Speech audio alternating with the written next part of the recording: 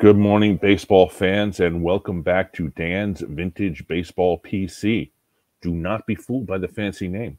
It's just me and some friends talking about baseball cards. And if it looks wider now, it's because my wife bought me a new laptop for Christmas, and now I'm doing the show on a laptop, which hopefully technically works out well. But anyway, so we're back. Last week was an emotional show. This week should just be a lot of fun. We're talking this week about the 1952 top set. And if you've been in the hobby anytime at all, you know that there are basically three major iconic sets in vintage baseball. It's the T206, the Monster, which is over 500 cards.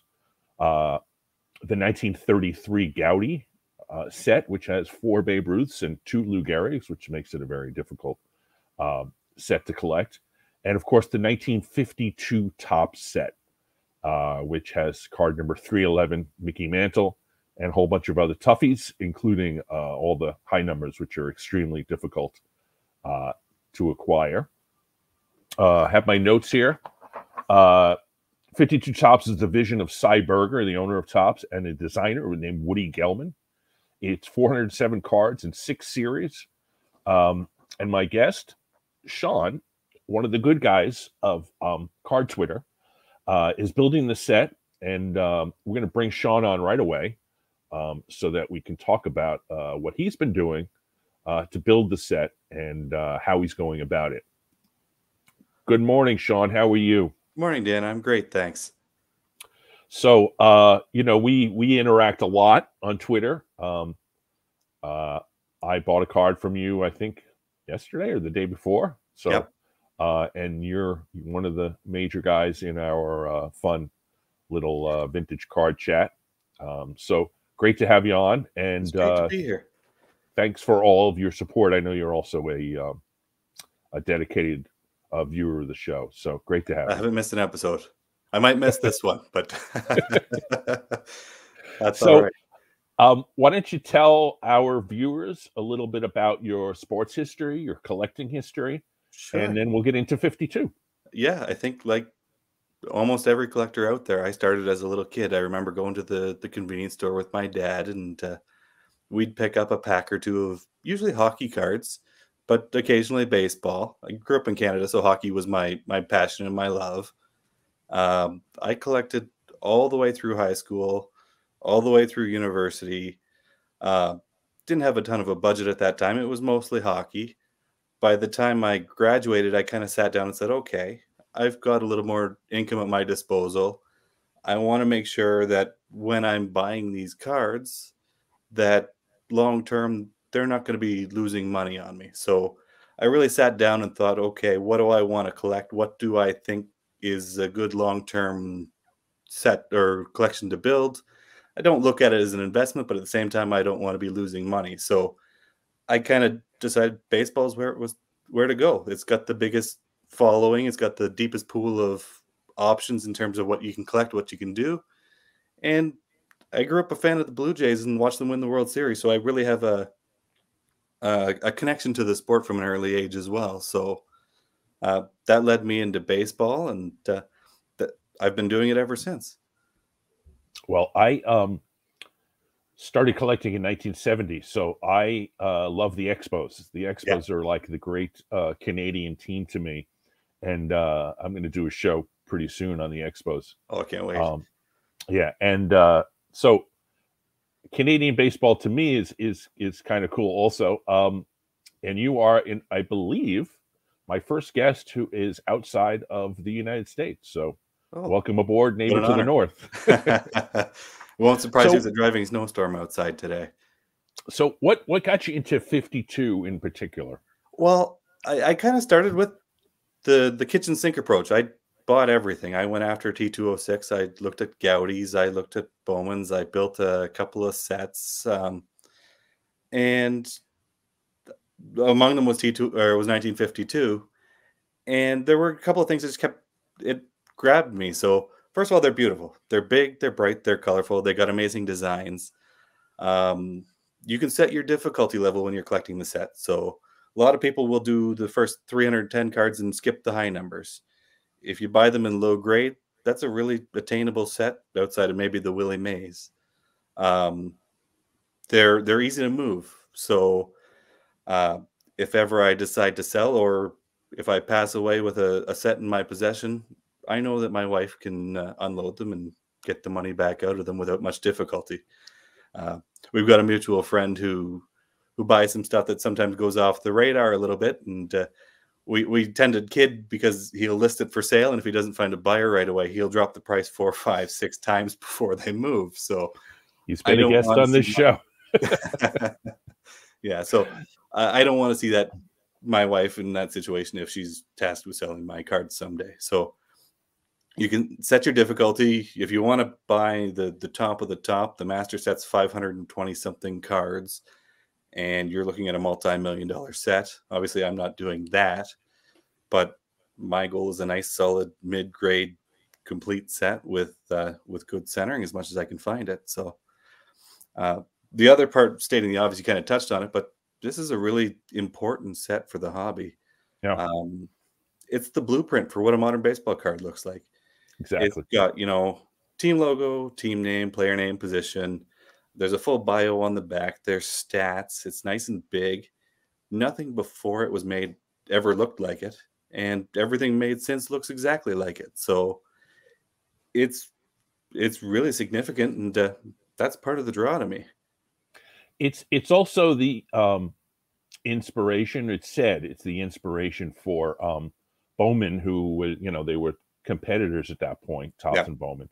Bowman's 53 set, which to me is my favorite baseball card set, is in large part an answer to the beauty of the 52 Topps. Oh, absolutely. It's a direct response. I mean, it's not a coincidence that the next year Bowman's set came out exactly the same size. You look at the backs, they're very similar. They upped their game with the color photography, which Topps wasn't quite in a position to do in 52. But yeah, there's no question that it is a direct inspiration, and every set Bowman made for the rest of their existence kind of drew elements from the 52 set. Yeah. Mm-hmm. So this is a card show, so let's look at some cards. Absolutely. What do you want to see? Well, we're going to start out. I got a slideshow which starts as usual in this channel with my cards, because it is my channel. Yep. So here's the sad news. I have, of the 407 cards in the 1952 Topps set, I have 7 of them. So I'm not building the set, but just kind of a look at, as you can see, almost all of these cards are from parts of my PC, like the Al Rosen, the Warren Spahn, the Mize, the Feller. I've done shows on all of those gentlemen. Of course, the Snyder in the bottom left is part of my Brooklyn collection. Yeah. Sam Jethro, I PC him. I have all of his cards but one, and there's going to be a Jethro show coming up. Oh, fantastic. He's a great player, and not enough people know about him. So, yeah, historical player also. And then, of course, Monty Irvin, which I don't collect Irvin, although I have 3 nice slabs of his early cards. But this, to me, is just indicative of the quality of this particular set. It's beautiful. This guy, this card. Yep. He's, it's got that multiple color.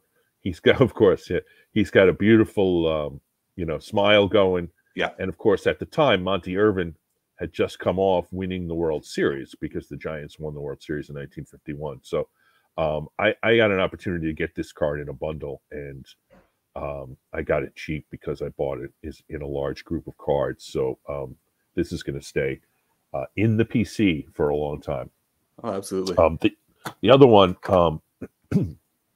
that I've never shown on the channel is the Jethro, and this card for me is another beauty, because not only is it a 6, which is a nice grade, but also that sort of, I don't even know if it's like an olive or some sort of green background. I call it like an electric lime. Lime, that's what, lime, not olive, lime. Yeah, that to me, and of course Sam Jethro was the 1950 Rookie of the Year for the Boston Braves.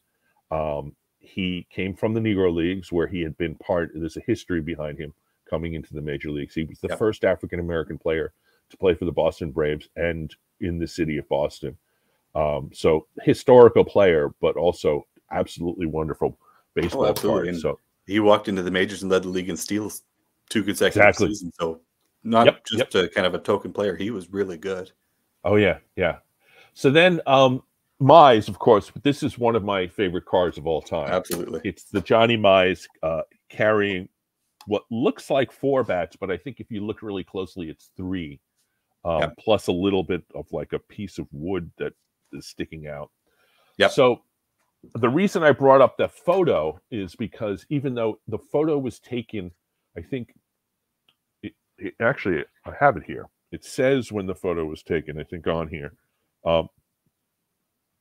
It's a whatchamacallit, a news photo. Yep. So on the back, it has a picture of what newspaper it was in, and it's dated September 30th, 1953.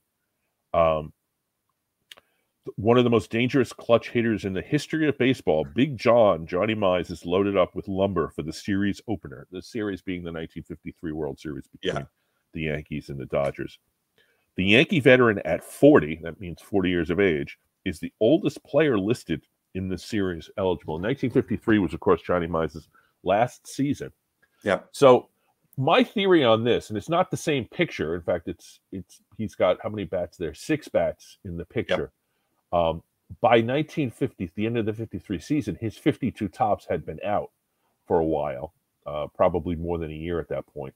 And my theory is that he's punking tops a little bit here. He's making fun of it, and you can see he's laughing in the photo. So I thought that was kind of cool that the famous Johnny Mize 52 tops, which you just showed, and I just showed. Mine's a 3. I'm sure yours is higher. This has a little bit of not edge wear, corner wear, bringing it down a little bit. 6. Yeah, I'd like to upgrade to that, but that'll come along eventually. But so he's got this sort of smile on his face, and I think he's kind of joking around. So enough of my cards. Let's get on to your set. So this is also I should note that Series 1. This is my my notes here. Series 1 is card 1 through 80. Yep. And there are both black and red backs. So you can see like Rosen is a red back. Yep. And Spawn is a black back. So they have both. I don't think one or the other is more rare. I think if you look at the population reports, the blacks are slightly more scarce. It's about a 3-to-2 ratio for reds to blacks. But the general consensus as well is that the red ones just look better. They're brighter. They got bolder colors. They got better card stock. So in terms of pricing, there's no distinction between them. I think every one of my cards except for Mize is first series. Oh, no. Feller's 88. Feller's 88, yep. So he's in second series. Second series runs from 81 to 250. No, 81 to 130. 130. Okay. Yeah. So the second series is 50 cards, and then they did 3 separate 60-card runs to get to 310. So it goes 1 to 80, 81 to 130, 131 to 190, 191 to 250, and then 251 to 310, and then of course the monster 311 to 407. So my information is wrong, and I got it off the internet. So don't believe everything you read on the internet. Yeah, Mize is card number 129, which I guess would put him right at the end of Series 2. Yeah. Right near the end of Series 2. So enough of my cards. Let's go to yours. So what do we have here? These are they're a bit of a hodgepodge of cards, but I wanted to kind of get the feel for how creative Topps was with this set. So you'll know from collecting, you see 53 Topps, they all kind of look the same. They're either portrait shots or there's a full body pose. 54 Topps, they're all very much uniform. That was kind of the formula Topps adopted after 52. But as I said earlier, 52, they threw the kitchen sink at this set. They tried everything. You look at D. Fondy, he's in the middle at the bottom there. It's kind of a bug's eye view looking up at him. Same with Steve Bilko in the bottom right corner. You've got Larry Jansen is just above that, holding up the 7 fingers in celebration of the birth of his 7th child, which I guess they didn't have anything else to do back in those days. Oh, that's great. So I just kind of wanted to illustrate some of the variety that comes in this set because it's chock full of really interesting designs. You get some stadium backgrounds. Um, like I said, they tried everything. It didn't all work. You got some unfortunate cards in there along the way, but like you get a card like Larry Doby standing there in a batting cage. Yeah. Beautiful pose, beautiful colors, bright. Just a lovely card.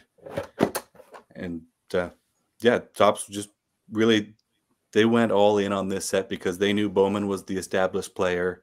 If they're going to make their mark, they really have to go big. And I think that's Bob Friend in the middle. That is, yep. Is that his rookie card? Because I think the 52 Bowman is also his rookie card. I believe so. Yeah. And he was fairly prominent in the 60s Pirate team, I believe. Yep, 1960 Pirate World Champion. Yep. He was the ace of the staff along with for most of the 50s, and then he and Vernon Law were both still aces by 1960.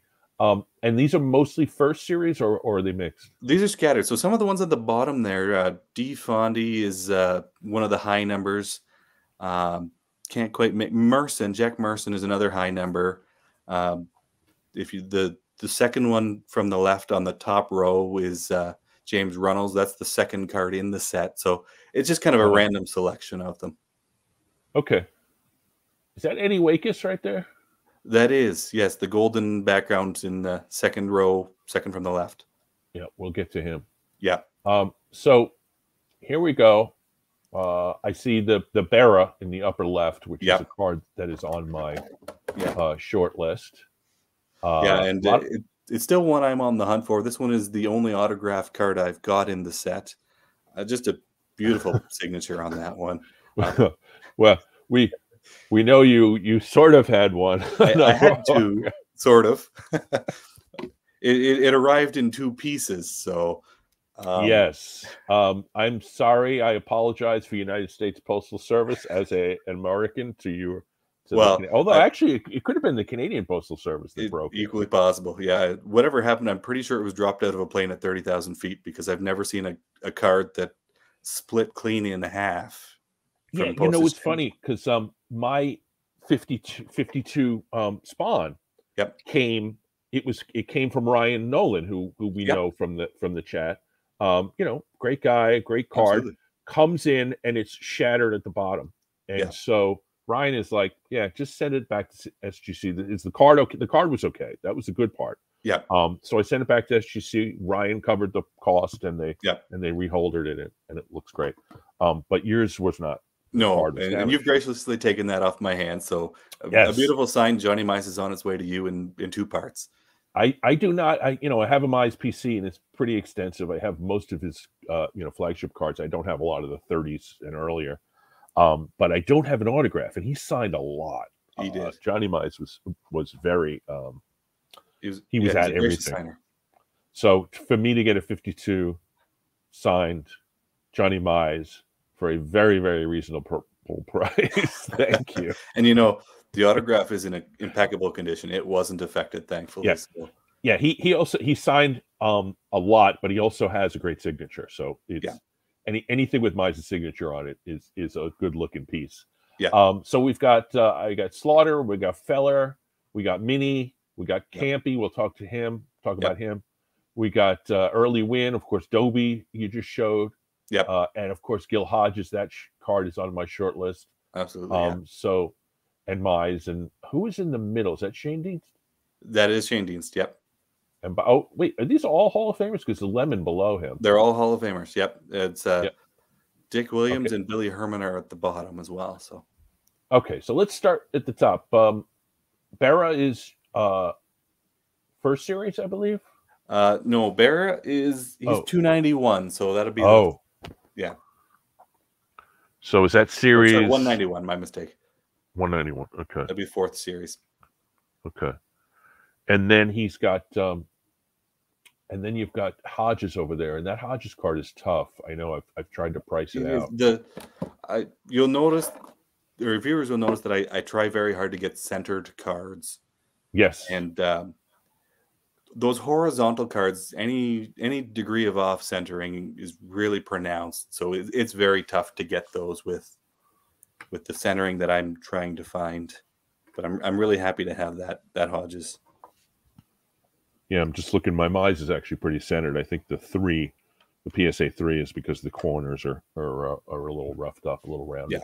Yeah. And then you got Minoso. That is a Minoso rookie card, right? It is, yeah. Yep. It's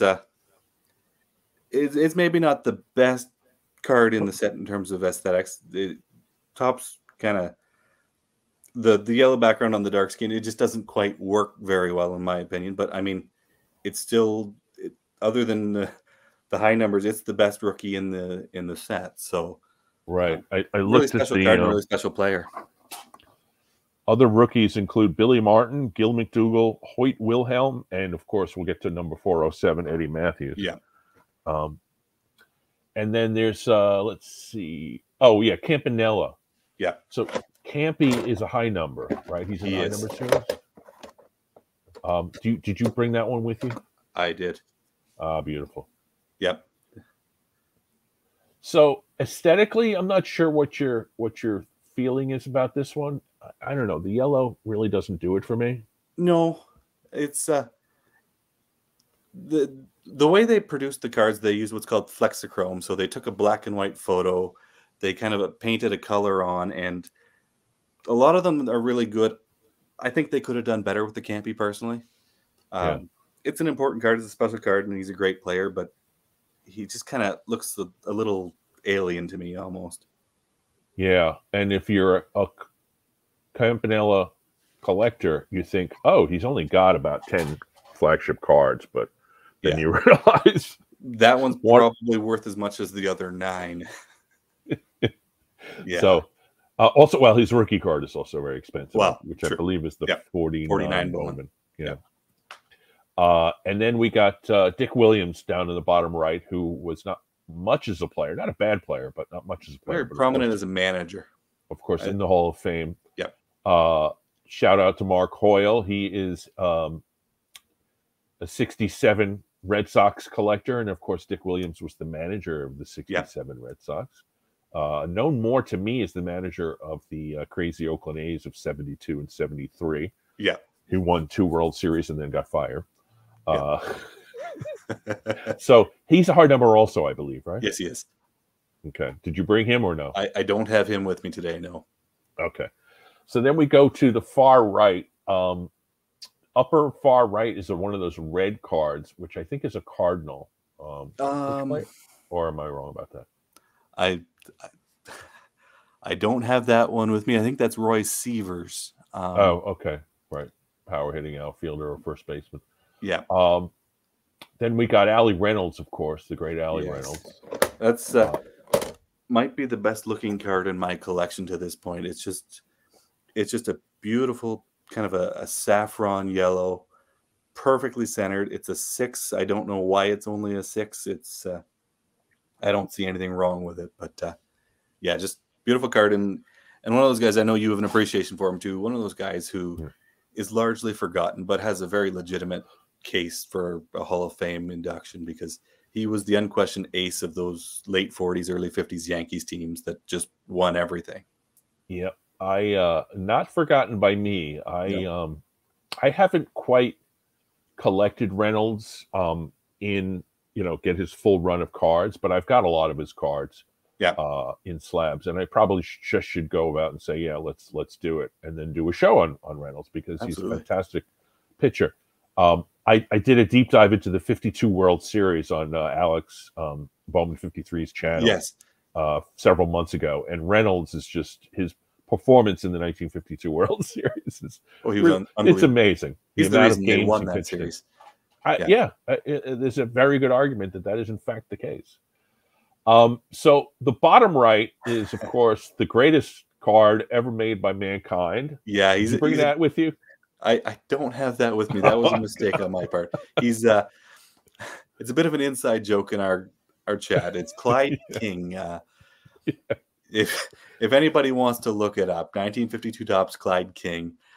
Very prominent wonky eye in the photo. I don't know if he had a lazy eye or not, but when I talk about cards that work and cards that don't, Topps did him no favors with their photo selection on that particular card. Yeah, so Clyde King, I know Clyde King as a coach Yep. in like the 70s. I think he might have actually coached the Yankees. I think he might have Yeah, actually I believe he was managed. involved with the Blue Jays as a scout in the 80s as well. Yeah, I think he managed. He's one of those guys that managed for like 50 games on the Steinbrenner. Like Steinbrenner had like Yeah. new managers every 50 games In for a between while. Billy Martin appearances, yeah. Exactly. And so Clyde King, I remember him with giant glasses. So my thinking is that he was a person who needed glasses. Yeah. And for some reason, Topps had him take the glasses off, and then the pose is like he looks like a cartoon character or like a, the Three Stooges or something. Yeah, I looked him up, and he's a lifetime 111 hitter, which gives me the belief that if I was given the opportunity, maybe I could have gotten a hit somewhere along the way. Because if you got your eyes looking in different directions, you can still hit 111. I might be able to do something too. But I think he was a pitcher, though, wasn't he? Yes. So they laughed about, is it Ryan Duran, the flamethrower for the Yankees in the early 60s? They were scared of him because he was wild and he threw like 100 miles an hour. Yeah. So people were like saying, like, you had these gigantic glasses, so don't take his glasses off. Yeah. So I guess Clyde King's the same thing. If he's wearing glasses and he's a pitcher, you're worried about where the ball's going. Yeah. So we got another page here. This is one card, and I have tried to get this card for a very long time, and every time I see it, I'm amazed at how expensive it is. And why don't you tell me why? Yeah, so I mean, it's iconic. Andy Pafko, first card in the set. The classic story of, everybody wrapped their cards with rubber bands and destroyed the cards on the top and the bottom of the stacks. Absolutely holds true for this card. It is damn near impossible to find. Barely find it center because it was in the top corner of the print sheet. So it's usually off to the top or off to the left somewhere. But yeah, it's probably the most expensive card in my set at this point. Yeah, the 6 has got to be. Yeah, and I don't have the 2 anymore, but for a brief time I had both. And the reason I wanted to send them both is, you've kind of touched on it. The first series, the 1 to 80, they came with red backs and black backs. So right. Well, that's the one on the left is the red. That's the next slide. Yeah. Yep. Exactly. Yeah. So just the difference of the ink that they use on the back, but you can really see the color quality in the red back is superior to the one on the black back. You have converted me. I am now a red back devotee. So let's go back. Andy Pafko, of course, was a Dodger in the about a year and a half, I believe. World Series. Yep. But I think he's more or better well known as a Brave, right?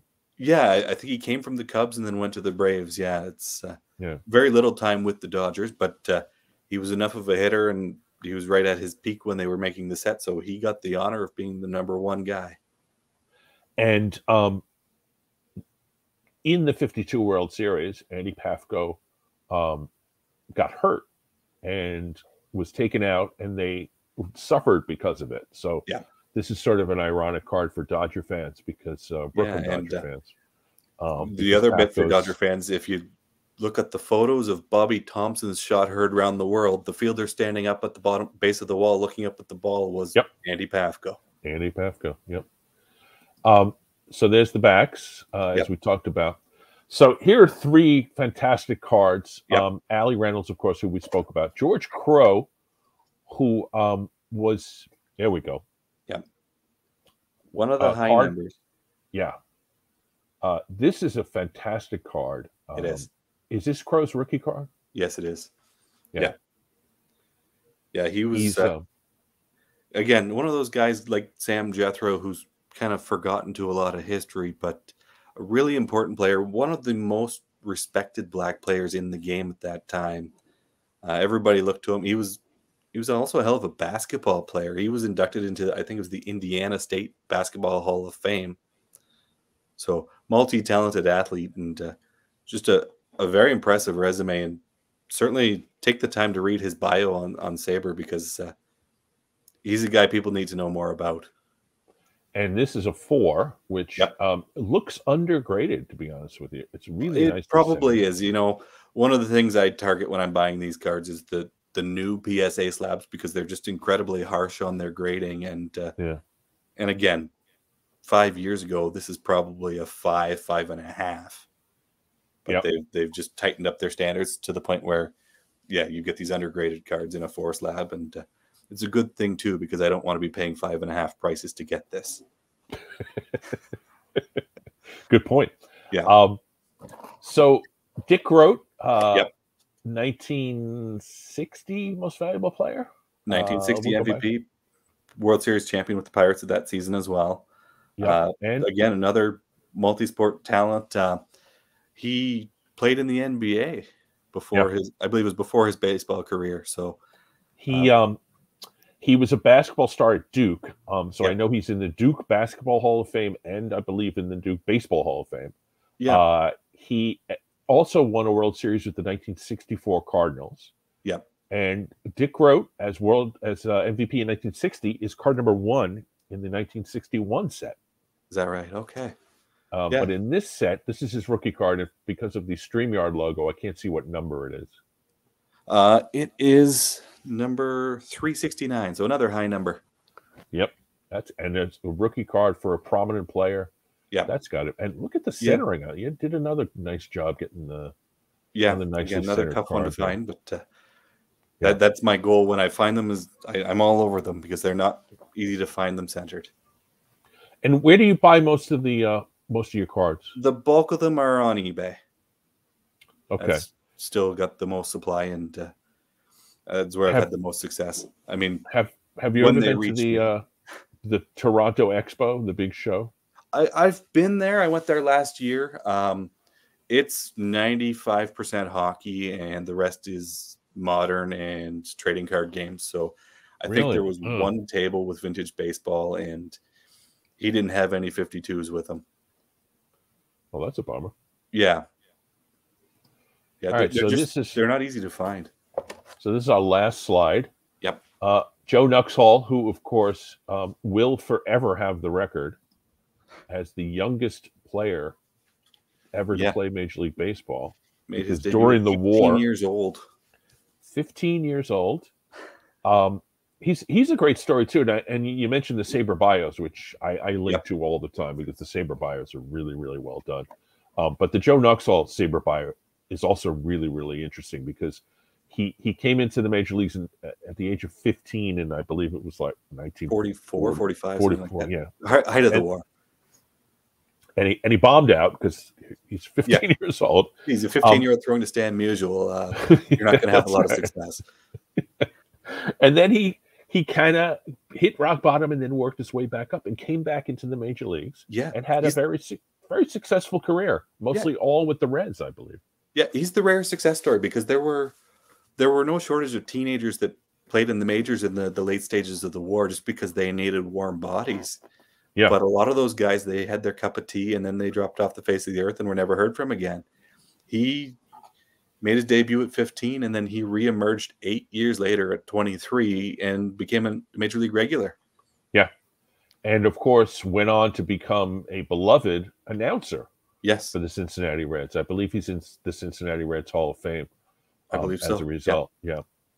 So the thing about Joe Nuxhall is the card number. Yes. Second last card in the set. As they would say, the penultimate card in the set. And I can't imagine that this was an easy one to find because this is not perfectly centered, but it's really nicely centered, generally speaking. And 4.5 looks maybe undergraded again. Probably was. Yeah. Again, one of those recent grading standard changes where PSA was a little bit harsh. So 406 is Joe Nuxhall. 407.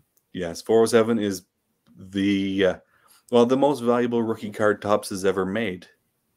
Eddie Matthews.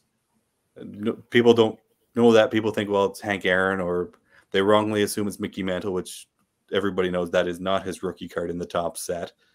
But yeah, Eddie Matthews, last card in the set. Impossible to find with decent centering because, again, its placement in the printing sheet was probably the bottom right corner, which would mean you get the sheet is shifted, it gets the amplified off centering. So I owned one at one time, I guess the the first time I built the set, and I moved on from that, but I'm on the hunt to find one again. Well, there was one. I don't know if you saw this. It was sold on Twitter not that long ago. I'd say probably within the last 2 months. It was a card that had literally been trimmed, like the whole border was Yes, taken off. You saw that? Yes, the best centered Matthews in existence. So it was graded. Yeah. Somebody submitted that to, I think it was PSA. It might have been SGC. It was one of the two. Yeah. And of course, it was authentic altered because somebody cut the border off. But I don't remember what obscene number it sold for. Well, I was going to say, even in that condition, it would probably be several $1,000s. Yeah, I think it was some, and I'm thinking to myself, Jesus, if I had that amount of money to spend on one card, it wouldn't be completely like, torn apart, cut apart Eddie Matthews. Not that there's anything wrong with Eddie Matthews. I love Eddie Matthews as a player and as a card collector, but I don't know.